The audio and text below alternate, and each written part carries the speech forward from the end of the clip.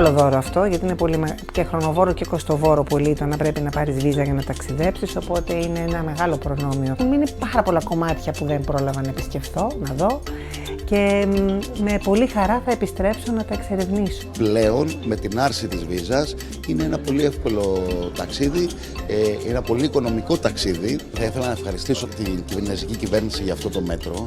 Προφανώς είναι πιλωτικό, όπως κάθε μεγάλη αλλαγή είναι πιλωτική στην αρχή. Θεωρώ ότι ευελπιστώ να μονιμοποιηθεί. Η Κίνα αποτελεί πάντοτε έναν προορισμό που οι Έλληνες επιλέγουν, κυρίως λόγω της ιστορίας και λόγω των πολύ σημαντικών αξιοθεάτων τα οποία μπορεί να δει κάποιος εκεί. Και υπάρχουν πολλές αεροπορικές εταιρείες που πλέον συνδέουν την Ελλάδα με την Κίνα, οπότε είναι εύκολη και η πρόσβαση και το κόστος θα έλεγα ότι είναι και αρκετά καλό.